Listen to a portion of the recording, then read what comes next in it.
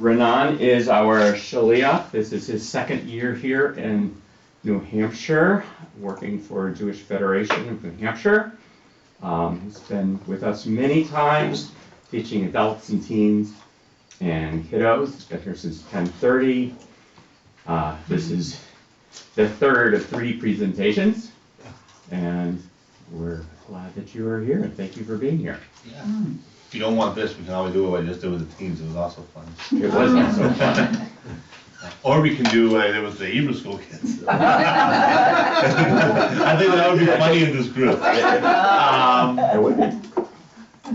Okay, so hi. Rabbi introduced, I'm Renan. I'm from Israel. I apologize for my lack of accent.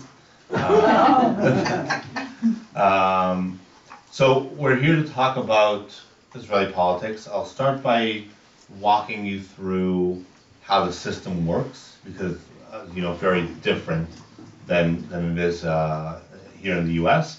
But I really want this to be a conversation. So, we're a small group. If you have any questions, just no need to raise your hand. Interrupt me, ask something. You're an adult. You know how to read the room when it's okay. I really I have my notes, but if you have any questions on stuff I don't talk about, whether it's current politics with whatever's going on, the mess going on in Israel now, to why was it different now than 15 years ago?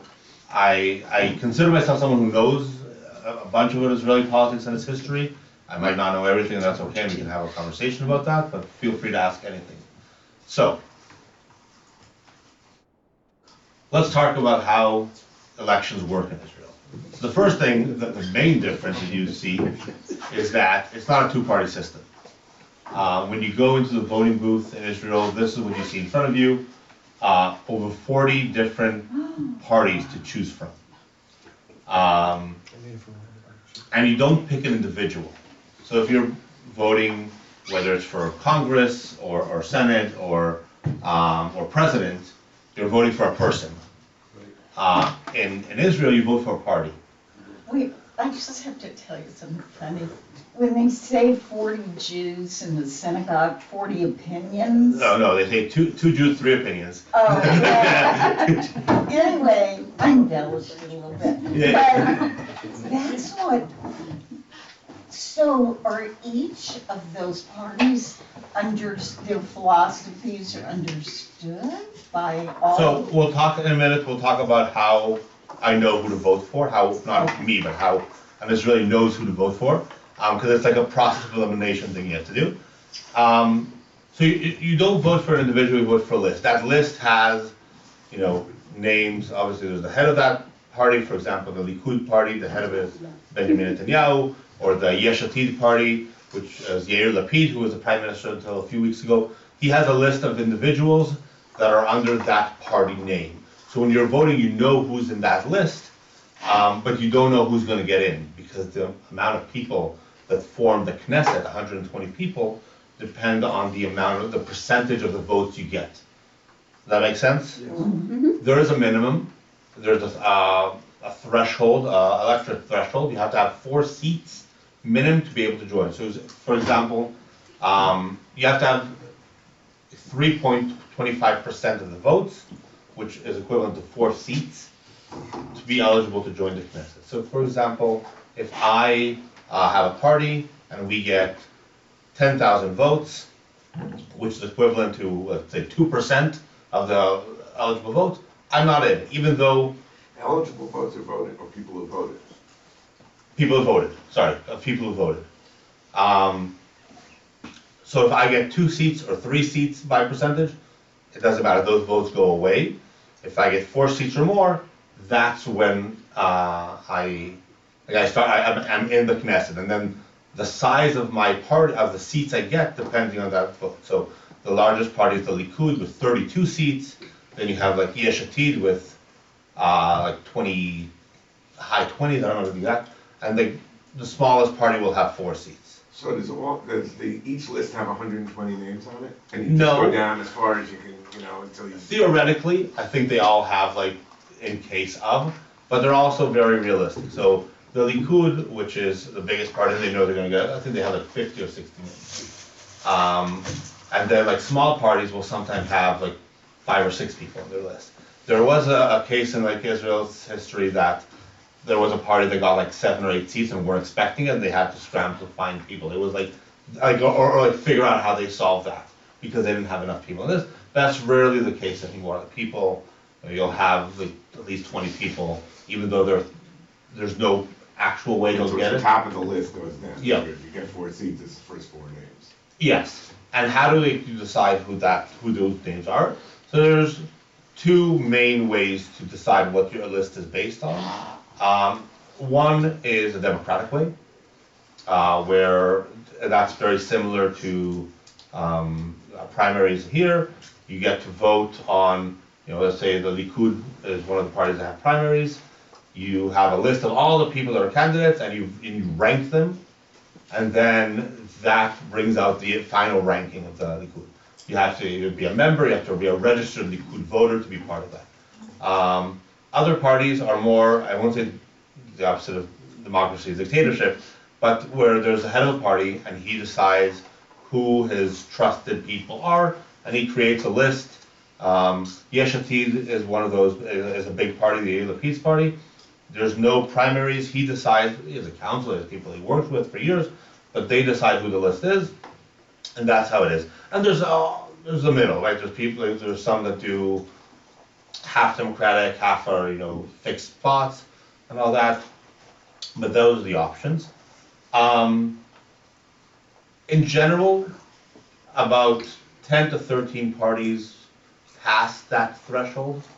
So in this government now that we're seeing, in this Knesset, we have 10 different parties that form the 120 members.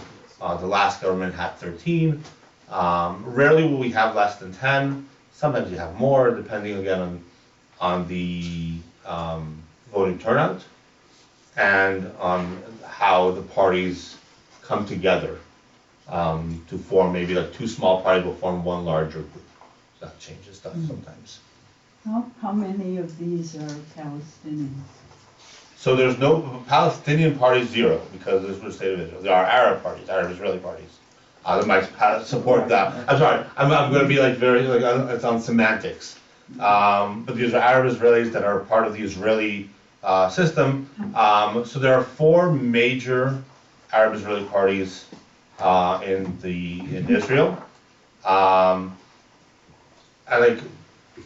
In general, I'll say this is going to be a little political. In general, 3 of them are supporters of Israel and agree that Israel should exist and all that. 1 does not. And in the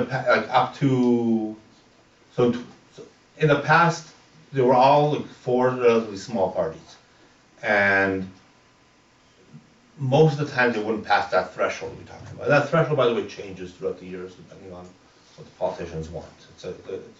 It's an easy change of the vote, but nobody really wants, just like the filibuster here. Like everyone hates it, everyone wants to change it, but no one's willing to change it because it affects them as well. So these 4 parties, a lot of them wouldn't they wouldn't pass that threshold. They couldn't get enough votes.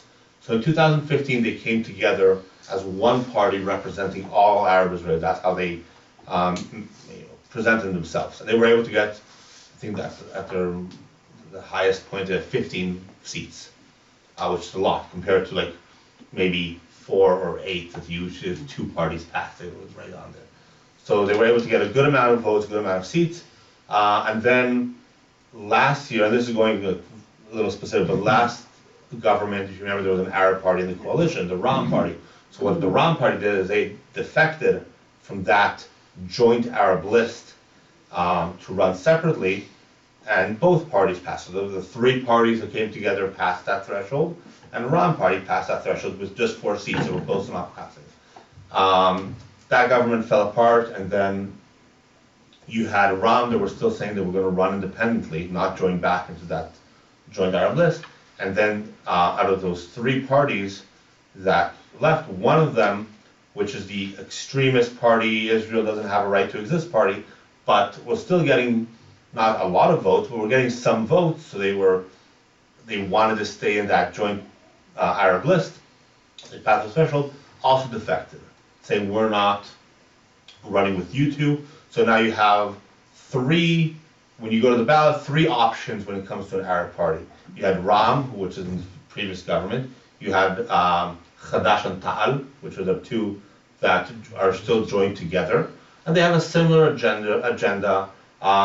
They're very pro-Palestinian, which is fine. They're very pro-Arab sector, which is exactly what you want a party that represents a sector to be, like support and try to help them. And then you have the third option, which was Balad, which was the party that was very, very extreme, again, anti-Israel. They didn't pass the threshold. So currently we have three parties in two different lists. The Ram and the Hadash Ta'al, that are two parties joined together, that are in part of that 10. Does that make sense for the Arab? So they have two different, they have at least 8 seats then.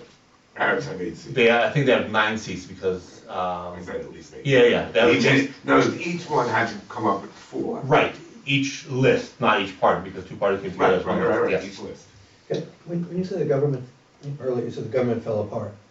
What does that actually mean? The So, government fell apart? perfect, we'll get into that in 1 second. So you have, in this government, 10 parties, the last government had 13 parties in the Knesset. Once you have the Knesset, you have 120 members, you have to form a coalition, a government. That government could be anything from a simple majority of 61 to a larger majority of however you want. The bigger the government, the easier it is to govern, because when you have a very small majority like what we had in the last government, it's just 61, each individual becomes the king.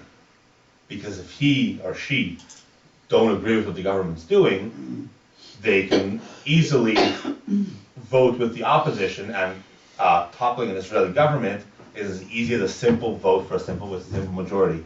Sounds like the two Democrats we had here for a while who It's exactly yeah. have so much power, 2 people or 1 person. Manchin, yeah. It's exactly like Manchin, like where, because you just had a very slight majority, if he votes against, then you don't have that, and where in the US, that just means the legislation doesn't pass.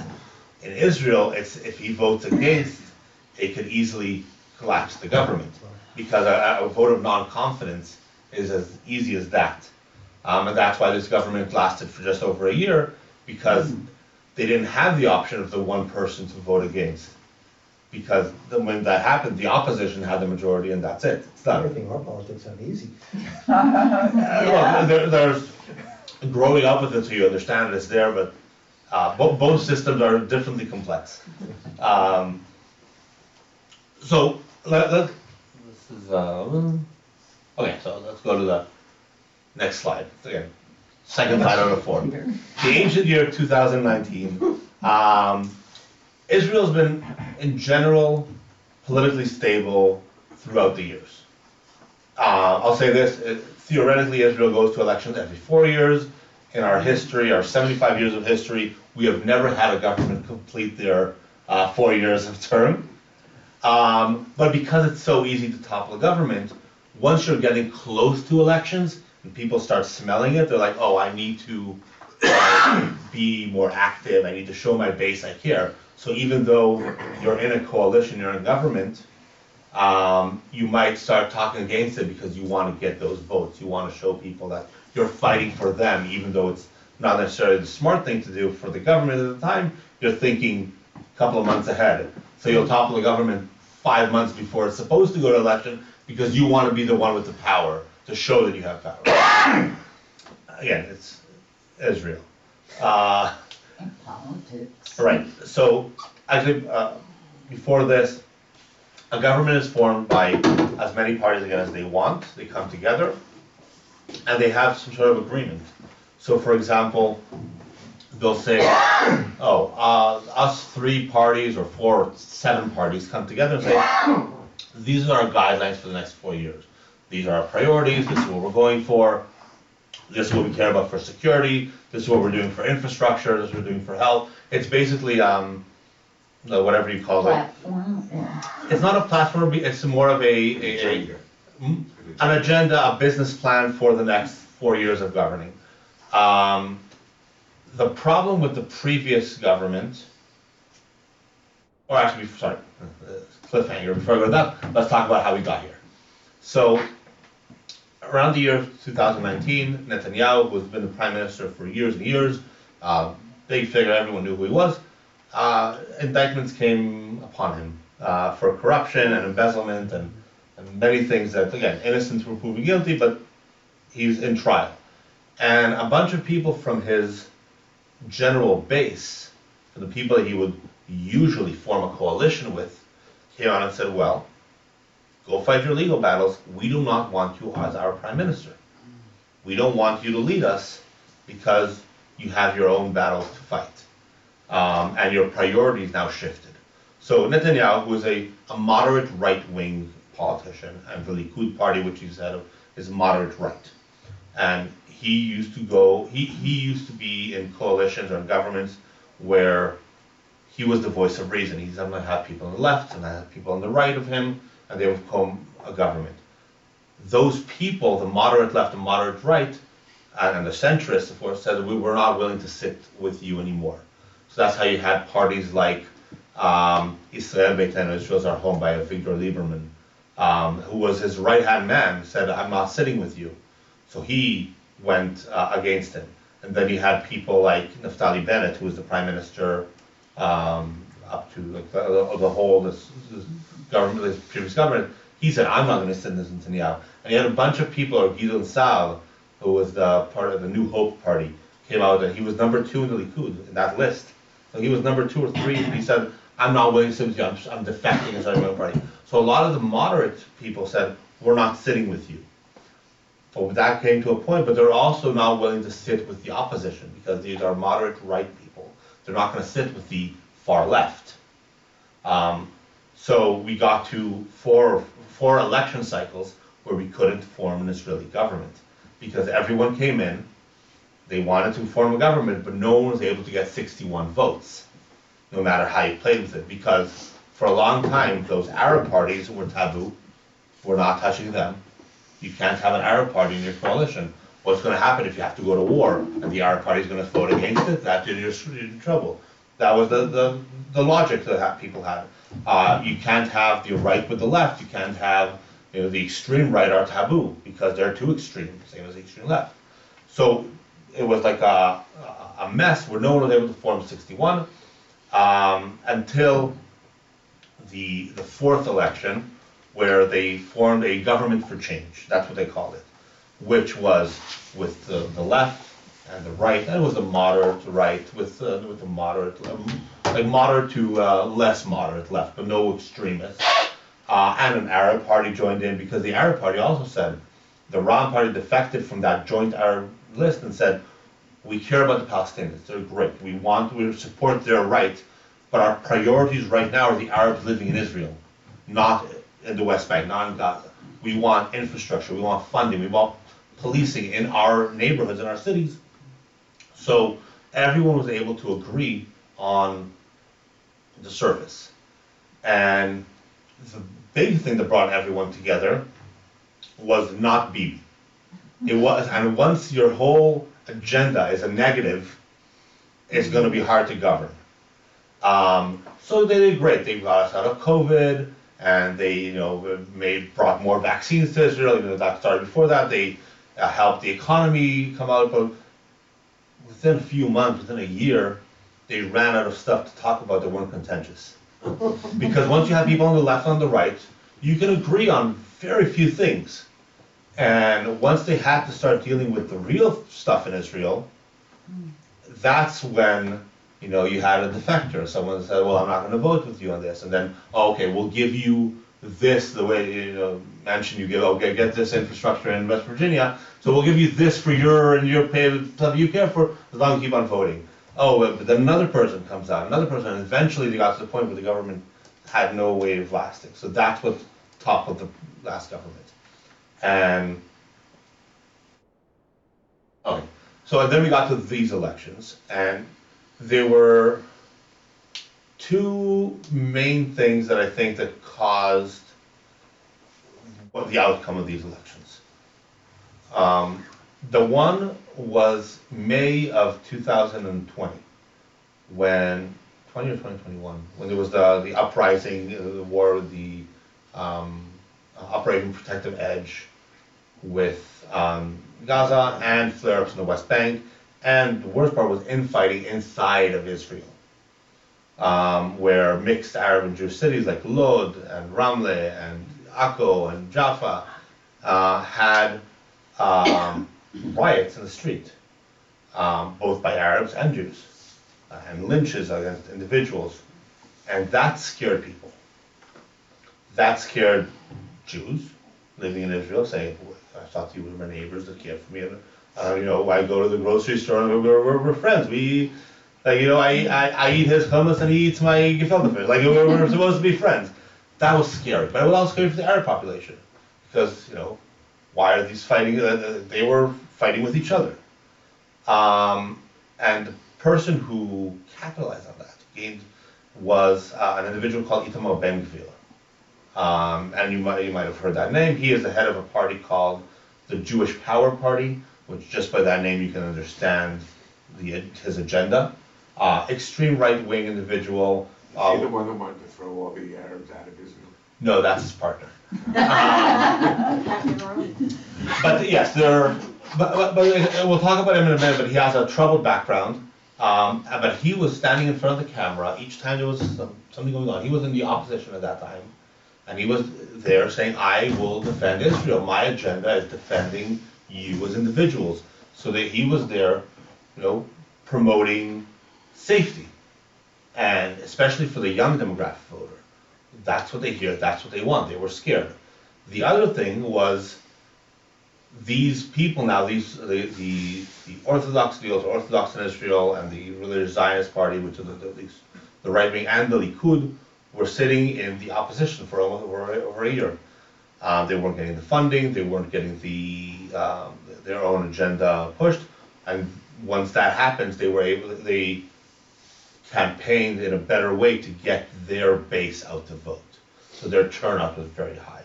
So we got to this election, and the clear winner was the Likud party. You see it, he was able to form a relatively easy government with 3 other parties. 2 of them were ultra-Orthodox parties. You have the UTJ, United Torah Judaism, and the Shas party, and the religious Zionist party, which is built by 2 parties that came together to form one list.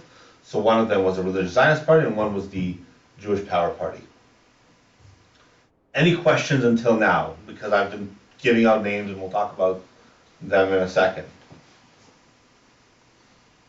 Okay, so let's talk about this new Israeli government that was just formed. We have key players. Is Zeri still part of the government? This is a presentation. Well, technically, I think still yes. He's supposed to be fired now. But yeah, we'll talk about him because that's an issue. I'll check Google, we'll see what's happening. Seriously, let's see what my... Yeah, so Netanyahu fired him and it's in effect on Tuesday. So he's still in the government. And we'll talk about why. So we have, right in the middle, Netanyahu. We all know who he is. He is the head of the Prime Minister of Israel and the head of this coalition. On the left, you have Aryeh Deri, who is the head of the Shas party. Masorti, Orthodox, Sephardic party. And he has a troubled background as well. And I think troubled background is a theme in this government, and which is unfortunate.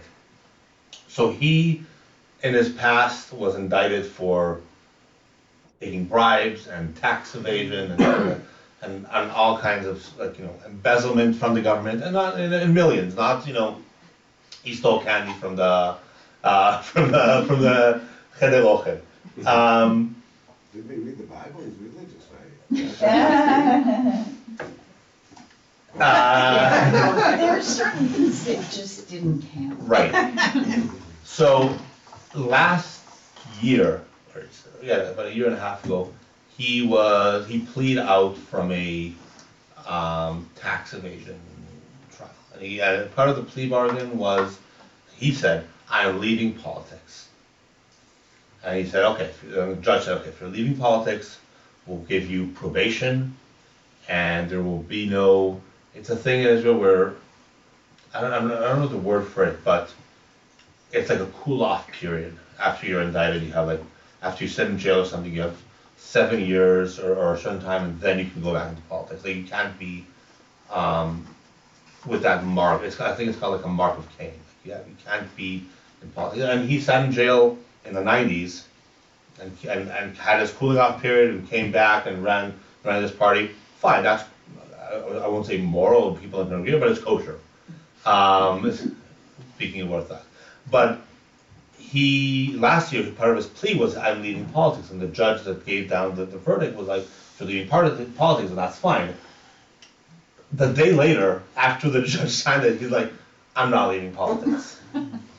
But he couldn't be a member of Knesset until the next election, because he resigned from the Knesset but then once these elections came, he was the head of the party, and he was voted in. Yeah, voted in by the people. It's a democracy, he can be voted in. But right away it went up to the Supreme Court as you know, it was contested. And the Supreme Court said, well, we can't stop the vote of the people. He can be a member of Knesset. Fine. The rule or the law in Israel up to a couple of weeks ago was you can't be a minister if you're sentenced to jail. And the law was it wasn't clear. It was like what kind of sentence to jail. So if you're sitting in jail, you can't be minister. But the interpretation was if you're sentenced to probation in jail, like you have so you still can't be a minister. So they changed the law before they voted in the government to let him be a minister. And then, so he was the minister, interior minister, and I think it was also the health minister for like 2 weeks, because right away went to the Supreme Court again saying, well, he said he's leaving politics, and there's I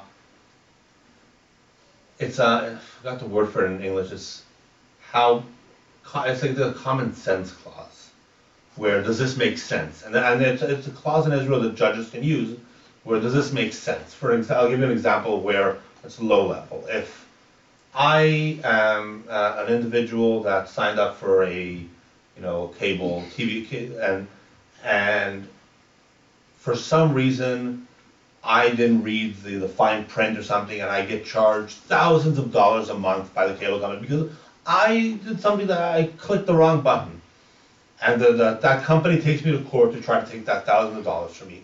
The judge can rule for me because common sense says that individual shouldn't pay that. And that's a thing, and that's an example I'm giving because that happened in the past. Or if the electrical company, if I don't pay my electricity bill, and the electric company wants to cut me off, and I say, but I'm so poor I can't afford it, and the government might say, well, it makes sense to give them another extension. So it's basically to help the small individual against the big corporations. But it could be used for stuff like that as well. So it went up to the Supreme Court, and the Supreme Court said, for 2 reasons, you can't be a minister. This just came down last week. One was the common sense clause. It doesn't make sense that someone that was indicted for this many times, it's the 3rd time he's under indictment, cannot be a minister. It's a morality clause. And the second was, I don't know the legal term, but it's basically, you said one thing, now you're saying something. You said you're quitting politics, that was part of the verdict, and now you're not quitting politics, so no take backsies kind of thing. You can't change your mind like that, you can't change your statements to the court. So he was turned down and said you can't be minister. Now, this is just unrolling now. There was talk about because the Supreme Court doesn't have any policing power. They're saying here, they don't have any teeth. They can't, do anything actually. They just, if it's not enforced, what are they going to do? So there was talk about he's just not going to quit, and Netanyahu's not going to fire him. What's going to happen? But Netanyahu said, we're going to respect the Supreme Court, and he fired him today, and we're going to actively work on finding a way to get you back. What Shas does in general, they're a party, and and the other Orthodox party as well, which is the more Ashkenazi, they are great to their constituents. They advocate for getting them money, they're giving them infrastructure, they're making sure they get new religious cities built in Israel, which is what you want any politician to do for their people. But, and when like we're seeing them now, we call them a right-wing party, but that's a right wing of opportunity. In the past, they sat in Rabin's party that was on the left, and they voted for the Oslo Accords. So they're very much whoever gives me the budget and the money, which I won't say is fine, like I believe in, but that's very, very fitting to a lot of politicians. Like whoever will give me the power and the voice will get my vote. On the other hand, you have Bezalel Smotrich. So he's the finance minister right now, and he is the head of the Religious Zionist Party. Now, Religious Zionist Party, Religious Zionist is a people. It's people who consider themselves religious Zionists. They a lot of times they're Orthodox, modern Orthodox. That's not necessarily the party. The party doesn't represent. Not all religious Zionist people vote for the Religious Zionist Party, and not all the people that vote for the Religious Zionist Party are religious Zionists. That makes so like I don't want to use the word wrong to define the people, defining the party. This is a very right-wing party in Israel's history. Not the most right-wing. We'll talk about him in a second. What makes him right-wing? So he is very much toward. So I'll give you a funny, sad example and a real example. A year and a half ago, his wife was giving birth in a hospital, and if you've ever been to a hospital in Israel, there are a bunch of Arabs and Jews and working together. And he said, his wife said through him that she doesn't want to be in the delivery room next to an Arab woman that will infect the baby with whatever, stuff like that. Or he is very much for a one-state solution, but the one-state solution has different levels to it. Oh, okay, so we're bringing all those million Palestinian Arabs to be part of Israel's society? No. So that's it. Well, if they want, they can leave. And that's so that's what I'm saying. Like that's why he's categorized as extreme right, but he's I'd say a moderate extreme because he's somebody. He's for annexation. Yes, but he's somebody who can work. He's sat in the government before. When he understands he's not the majority, he can play it down a bit. But he's also very much for conversion therapy for LGBTQ youth. He is very much for changing the education system to be more religious. The difference between the ultra-Orthodox, the Chavedim, and the modern Orthodox, or this is like, the ultra-Orthodox wants money for themselves. They want, give me money, let me live in my bubble, I'll be fine, don't deal with me, give me money, but I don't want to do anything with you. The modern Orthodox party, they want to change Israel. They want to change the education system, change how Shabbat is kept.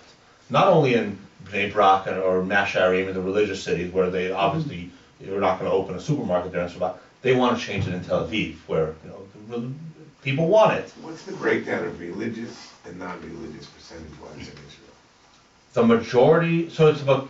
Is it still more secular than... Yes. And the majority is secular.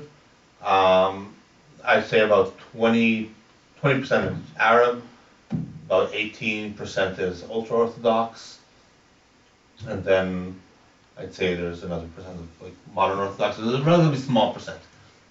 But they're the third largest party. We'll talk about that in a minute why. So that's like Smotrich, Bezalel Smotrich. Any questions about him or about him? How did Netanyahu get to be prime minister again? Wasn't he indicted for several crimes? Oh, so all right, you're right. So how can you be a prime minister under indictment but not a minister? It's going to sound crazy, but you can, because it went up to the Supreme Court when Netanyahu was indicted. Like, you can't be a minister under indictment. You can be a prime minister, because a prime minister. So, but the logic was, you can be a member of Knesset. I think we can all agree that being a member of Knesset is fine because the people vote you in. So the people voted you in, you can be a member of that 120 people. And then those same 120 people vote for the prime minister. And that's okay. But that prime minister is the one giving the ministry jobs away. So that can't, because that's like a vote of, it's not the people choosing the ministers, it's a government appointment, and that can't be for a minister. And it's crazy, because you can't be anything in government. You can't be an assistant to a minister if you're under indictment, but you can be the prime minister in Israel. What about common sense rule? Common sense says that the majority voted for him. You got 30-something seats. What are you gonna say? You mentioned a few minutes ago about young people being concerned about safety. Yes. And when you mentioned demographics, can you pull out the demographics of the younger population? I don't have Opposed the to demographic, but Israel is a relatively young country. No. So I don't have the numbers of how many, but it's relatively. Not in numbers, but which way are these younger people leaning? Oh, so that's what I was saying. Like the younger people are leaning more right, because obviously you have a bunch that are leaning left, and you follow the protests in Israel now over the past couple of weekends with 100,000 people in the streets. A lot of them are young, but when you take young Israelis in their late teens, early 20s, and they're in the army, and they're clashing with Palestinians or with whatever, and then they go home and they see on TV that there's infighting in mixed cities inside of Israel. It's not just my enemy over there, it's my enemy in here. And then you have someone stand in front of the TV, broadcast all over saying, I am the one that will defend you, I will the one bring safety to your home. You are more susceptible to vote for them. And that's what you saw. That was a big shift. And is that a big generational change that has happened within the last 3 years? I don't know if the last 3 years, but I think it's a movement not only in Israel. You see that around the world. The world in general is getting more right wing, more extreme in general. More extreme left, more extreme right. The moderate of any side is losing power. You see that in whatever happened in the UK, with you just going into Brexit, but then also the prime ministers they were able to vote in. I don't think Boris Johnson would have been elected 50 years ago in the UK. That would be how could you bring some of that? Or Trump 50 years ago, with people would or even Netanyahu, they were. Sorry to say, but there were a bunch of Israeli prime ministers that came down with indictments, but they all said the office is more important than me. I'm stepping down. But and I'd say the world would be like, you should step down, no matter where the world changed. It's not the case anymore. People aren't asking him to step down. His own government, his own constituents aren't asking him to step down. Examples in the U.S. now, Democrats were asking Clinton to step down. I don't think if now, for example, Biden would come down with maybe not Watergate, but like a Monica Lewinsky scandal, Democrats wouldn't ask him to step down because they knew what would happen next. So it's not a Democratic or Republican or a right wing or left wing thing. It's morals have shifted, and it's not only Israel, but we're talking about Israel. The next people to talk about, I'll start from the right to left to make it easier. For Hebrew reasons. So we have Yair Lapid, and the reason I put him here is because just to explain a little bit about Israeli opposition. So Yair Lapid has nothing to do with this government. He is not a minister or a member of the government. He is the head of the opposition. What does his party stand for? He's a moderate centrist. And I was going to ask you eventually what happened to the Labour Party, which was so dumb. But I mean, is he more or less the new Labour Party? Yeah, he's the voice of, I'd say what he wants to call himself is the voice of reason, the middle. He was there. He's the second largest party. He was also the second largest party in the last government that brought Bennett as prime minister was only 6 seats. So him with his, I think he had like 18 seats. He let Bennett be prime minister because he was saying that's the way to make peace. Because Bennett, as a right-wing party, were able to bring another right-wing party with him, where if he was prime minister, they wouldn't come. So he was like, I'm a peacemaker. I want everyone to work together. He considers himself the leader of not only the anti-Bibi bloc, but the only other option to form a government. That's what he says. So the leader of opposition in Israel is a figurehead. He is it's an official appointment, like a position. He gets security debriefings and he gets all kinds of things. But his role is basically, like any opposition, is to make the government work harder, challenge them and change, and challenge their laws, vote against them. The problem is that it's not clear cut. If you're in the opposition, if you're not in the coalition, you're together as one unit in the opposition, because you have parties. For example, you have Arab parties and Jewish parties and left-wing parties and right-wing parties that are all in the opposition, but they somehow have to agree to vote against or to agree to vote for certain things. And his basically the minority whip, trying to whip not one party in the minority, but Several. 7, 8 other parties to bring everyone together. So that's his job. Yariv Levin was the justice minister. We'll talk about him in a second. He's a nobody. There's no reason you've ever heard of him. He is number 2 in the Likud, and he is the justice minister. And a big part of what they want to do with their agenda is to make a judicial reform in Israel. And we'll talk about what they're doing in a second. And the third person, Itamar Ben-Gvir, we talked about him a bit. He is the Ministry of National Security, which is basically the head of the police, fire department, and stuff like that. And it used to be the title changed because he wanted it to sound better and to give himself more control, not only about police policy on a higher level, on a strategic level. He actually changed the law. Again, they voted for a new law to give him administrative power over the police.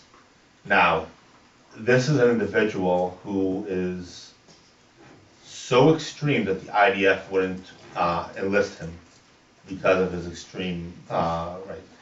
There's one of the first videos of him ever that went viral was in the 90s with the protest against Rabin.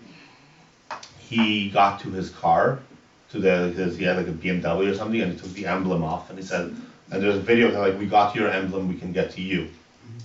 And we all know how that ended. There was nothing tying him specifically to the assassination, but that was the kind of individual we're talking about. His supporters used to chant, death to all Arabs, and follow him in the streets. So it was like, how did he get to be so popular?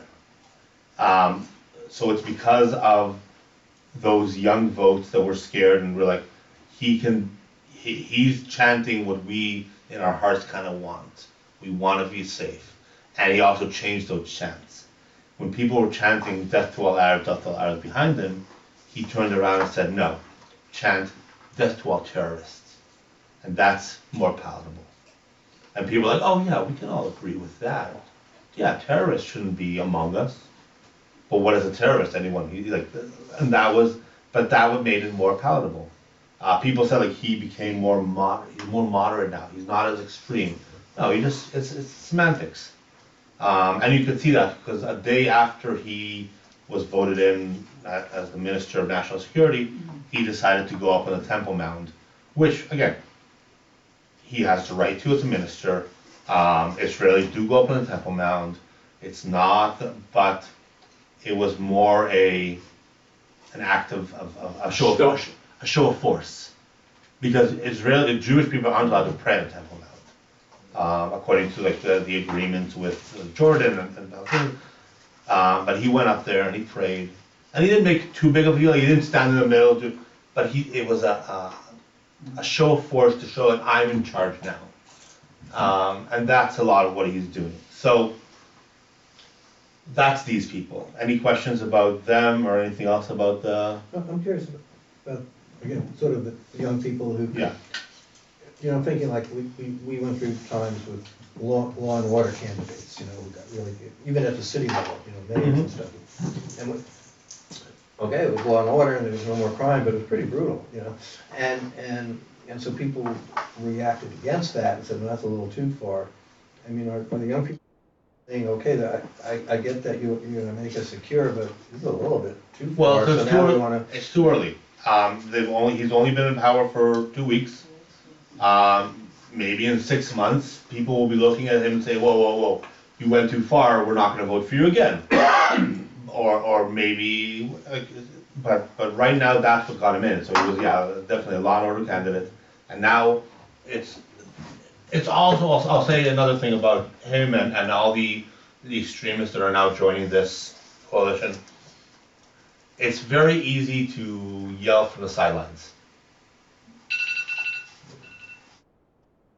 They were in the opposition, they had no power, so they could yell whatever they want. Now, it's up to them. Okay, govern. You know, it's not going to be easy to pass all the laws they want and change the way they. So it's up to them to see what they're going to do. Yeah. You've given us some example about six different ministries. How many are there? Too many. Too many? How many are occupied by women? Look at this. This is the list. So there's 31 ministers. 1 out of 4. Huh? 1 out of 4 Knesset members is on. And all of that. So we are #1 in the world when it comes to ministers per voted in for members of parliament and amount of members of coalition. So half the coalition, because 61 is a coalition, so there's 64. 48% are ministers. So Israel's #1. Then New Zealand, whatever, but #1 in the world of ministers. The last election, by the way, this is not the last government, the joint, the happy government of everyone together had 27. It's not like there are so much more. Only 5 women. Why? Well, 2 ultra-Orthodox parties have no women in them. The religious Zionist party has, I think, 2 women on the list. And the Likud party has a few women, but a lot of them aren't ministers. There are also other roles you can have as a part of the government, but only 5 women. There used to be more. Yeah, no, absolutely. The last coalition, out of the 27 ministers, 9 were women. Yeah, it's because, but the last coalition had also 2 parties that the head of the party were women. You had one party. You had the Labour Party. Merit's party. This election was head by a woman. It's 100% Jewish, by the way. This coalition, which makes sense, but the last one had 2 Muslim ministers. And there's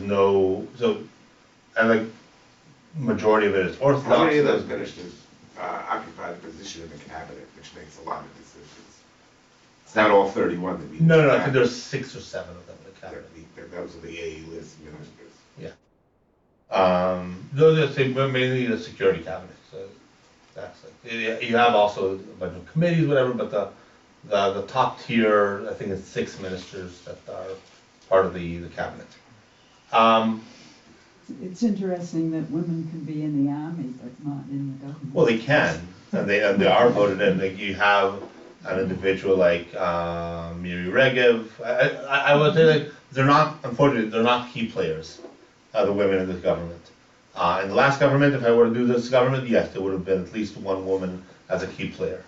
But this government, they're not there. But you have an individual like Miri Regev, who is the Minister of Transportation right now, and she was a commander in the IDF, like the IDF spokesperson. She's well-spoken. She's from the Likud party. Again, a lot of, I can tell you stories about her as well as not a troubled past, but more as a, this is an anecdotal story. She was in the Ministry of Transportation before as a minister a couple of years ago.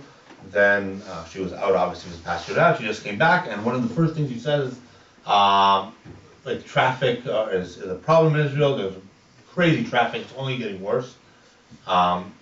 And Israel has a bunch of like HOV lanes, like public transportation lanes only. And she said, like, I'm looking at the roads and I see these lanes are empty, which makes sense because there's no traffic. The buses just go through. Like, what if they were full? Right. So she's like, I'm going to cancel them because it doesn't make sense that the lane needs to be empty. It's like, It's the dumbest thing. Yep. More buses in it. but it's populist. Like, but people are like, yeah, you should go for that because then will be less traffic. I'm like, no, make more buses. Let's more like. But that's the kind of stuff like that she's going for. Yeah. Whatever. She used to be also the culture minister, and she had a sentence saying, "What's the culture worth if you can't control it?" So she stopped funding from any play or like playhouse that would promote plays or movies or things that are not 100% supporting of Israel or show Israel in a bad way, which that's part of democracy and having a living culture. You don't have to go to that show, you don't have to watch it, but you have to be fair and equal to everyone. But that's what the people were dealing with, unfortunately. So, what is this government going to deal with? What are the top things on their agenda? So the first one is judicial reform. And we don't have a lot of time, but I want to, like, in general, they have a claim, and it could be a legitimate claim. The Supreme Court in Israel is very powerful. For example, it was able to turn down a minister. Now, they have maybe we can all agree it's a rightful cause, but half of the Israeli population doesn't agree, or not half. But so and Israel, a country with no constitution, what are they basing their decision on? So the former chief Supreme Court of Israel said that there's a bunch of laws that in Israel's rule book that it's called like the Bill of Rights. He said that's what we're going for in a majority of our. So if we ever turn down a law in Israel, making it unconstitutional, we'll base it on those rules. And he basically The basic laws. Yeah, the basic laws of what we call it the Bill of Rights. Equal rights, equal opportunity, like freedom of this or that. But he basically made that decision on his own. Like this is how the Supreme Court's going to act from now on. And a bunch of laws were turned down in Israel in its history. Nothing to stuff like there was a law that was passed and then turned down that ultra-Orthodox Jews don't need to serve in the IDF. And even though the cases they usually don't, and there are a lot of exemptions, the Supreme Court said it can't be a law because that's not fair. That's not part of equal rights because you can't say that a certain population doesn't have the same burden as another, and other stuff like that. So the right or the people now in charge don't want that, and they want to weaken the Supreme Court's power and give themselves more power. So they're trying to pass an override law, where if for any reason the Supreme Court turns down a ruling in Israel, the Knesset can vote to overrule that. Now you can say that makes sense, because if you have a Supreme Court that's gone wild, and it's a lifetime appointment, you want to be able to, as the people that the country voted for, to overrule that, because maybe the country's changing its ways and its wants and doesn't agree with the Supreme Court. The problem is, how many votes do you need to overrule the Supreme Court? Now, people coming out and say, okay, you need 70 votes, because 70 votes means it's by definition almost always going to bring the coalition, the opposition together, so that means there's a consensus to override the Supreme Court. What this coalition is trying to do is make it a simple majority, which means they have ultimate power. It sounds familiar. because with a simple majority you can pass that law, and then with a simple majority you can overrule the Supreme Court from stopping that law. And that's one of the big issues right now. How's it going? I mean, seriously, what's the? So now the law, it takes time to pass the law in Israel. It's now in committees, and it looks like they're going to pass it. You're going to pass it. And The majority. Yeah, and that's what the protests in Israel right now. If you saw, like yesterday, there were over 100,000 people in Tel Aviv, and then like other major cities in Israel had protests, and you had that last week. Is it going to help? I don't know.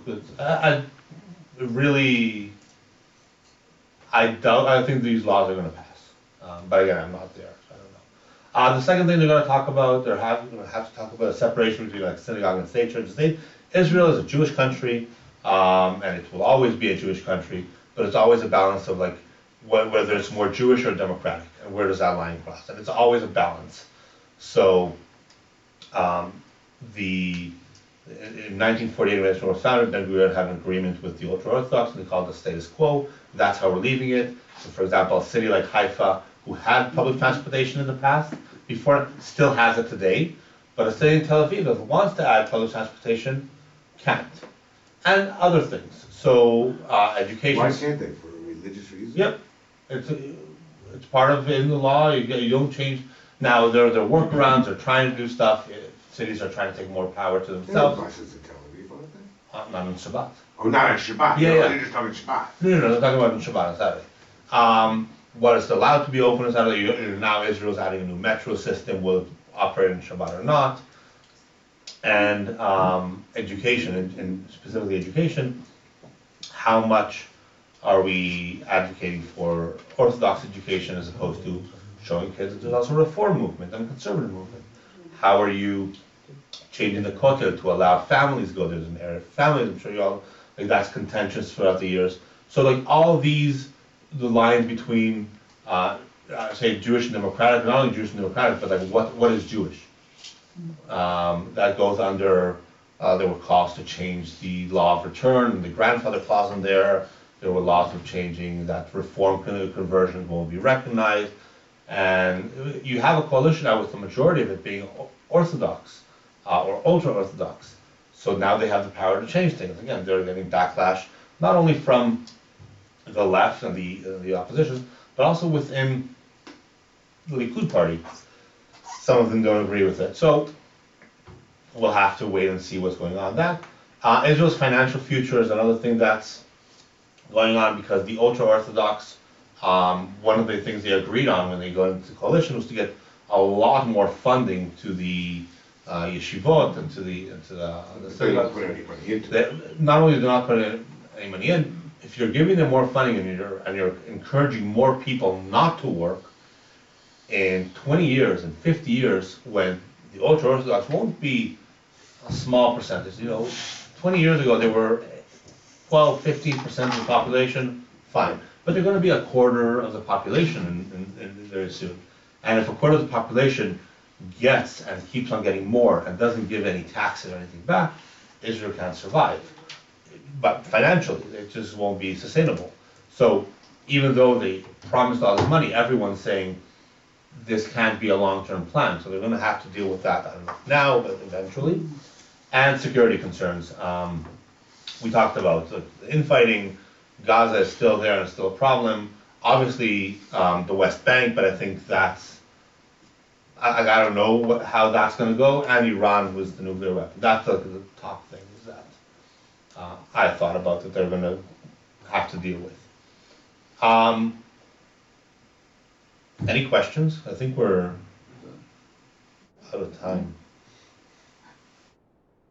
Well, the main question is, labor, when Israel got started, Yeah. I've been over there 3 or 4 times, but when Israel got started, I mean, it was the Labor Party that was paying during Rabin, Yitzhak Shamir was Likud, but Shimon Peres, these were very strong. They were military leaders, so they were very, strong in terms of security and whatever. How did they fall so far out of power? Because they were the practical party, and they were from Kibbutzim, which started out So much more socialist the than Mahatach happened when, and this the Likud has been campaigning this since the 60s. That's where the Likud really got it. It was Macha before then. When the Ashkenazi Jew founded Israel, basically. Their party was the Labor Party. A lot of them came from Eastern Europe, and like they formed kibbutzim, and they looked alike, and they spoke the same languages and the same culture. They had the opera, they like stuff like that. Like the Ashkenazi Jew, they're educated. Then you had an emigration wave from Northern Africa and Iraq and Yemen, and those people were put in transit camps because they were getting a huge influx of people. They look different from me. They speak a different, they speak Arabic. They don't even speak Hebrew, a lot of them. They have a different culture, different music, different likes, different food. I can't put them in the kibbutz. So they formed their own individual cities and their own transit camps, separated far from the Tel Aviv and Israel South, Israel, and they were able to vote, but most of them didn't even vote because they didn't know, they weren't part of the Israeli culture. They were living in their own ghetto of how they were living. And the Likud, one of their big things to do, they went to these camps. They advocated there. They said, we'll get you out of these cities. We'll put you in another society. And you see people today that, as kids or whatever, were in these camps, and they'll say, I will never not vote Likud. No matter what they do, I will never not vote Likud. And their kids will never not vote Likud. Because that's how they Take grew care up. of Yeah. And I'm not trying to put like a, point a finger towards Ben Gurion or those years. There was also like, what else are you going to do? You have 1 million people come in, you don't have the buildings for them. Listen, you guys absorb more people on per capita basis than any other country. Absolutely, and in the shortest period of time. Everyone's coming in. A lot of them have no money, no property, nothing that they're coming with. You have to find solutions, and that was the cheap and dirty way to house that many people. Was it the right thing to do? In hindsight, no. Maybe there are better ways. But you can't. It's hard to judge 60 years later, 40 years later. Okay, no, that's a very good explanation. I was wondering what happened, and that's really the best explanation I've ever gotten.